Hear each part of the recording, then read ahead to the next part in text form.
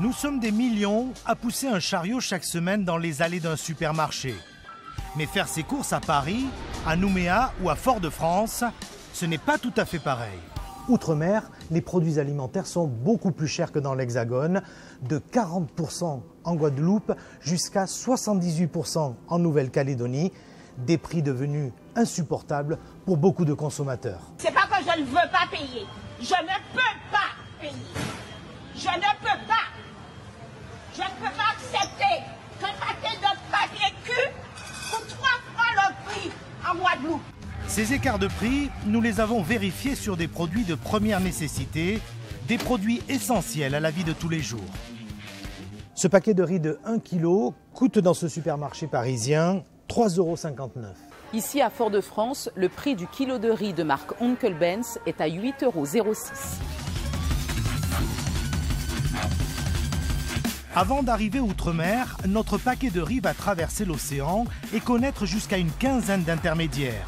Les coûts s'additionnent et les prix s'envolent. Le groupe Bernard Ayotte, 15 900 collaborateurs et 3 milliards de chiffre d'affaires, est souvent accusé de profits excessifs. Il se défend. Les écarts de prix avec la métropole ne viennent pas de mauvais comportements des entreprises, mais bien de contraintes structurelles dont les principales sont la taille des marchés, je sais que vous l'avez souvent entendu, et l'éloignement géographique de nos sources d'approvisionnement. Mais alors, comment faire baisser les prix ? Des pistes sont explorées avec des résultats mitigés. On s'occupe du sujet depuis longtemps. J'avais mis en place comme ministre les observatoires des prix. Il y a eu le bouclier qualité-prix, qui est un vrai progrès tout de même, qui montre sur un certain nombre de sujets très concrets que des progrès ont été accomplis. Et pour le reste, c'est plus d'emplois, une autre fiscalité et regarder sur la chaîne d'approvisionnement, point par point, les progrès, parfois modestes, qui peuvent être réalisés.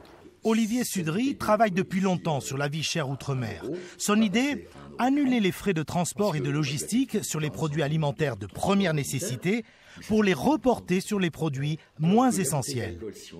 Ça permettra de baisser sensiblement le prix des pâtes, de l'huile, des couches pour bébé. Et ça majorera nécessairement, mais par exemple, le prix d'un téléviseur, d'un smartphone ou le prix d'un vêtement. C'est celui qui va consommer et acheter de l'alcool qui va payer le transport. Et puis il faut s'attaquer aussi aux revenus. En réduisant la surrémunération sur la fonction publique la mieux rémunérée, on pourrait trouver la ressource financière pour donner via une prime d'activité un complément de revenus aux ménages travailleurs les plus modestes. Pour baisser les prix, les entreprises doivent également investir davantage outre-mer. Yvan Odona en est convaincu. Pour cet économiste, il faut cibler 3 priorités.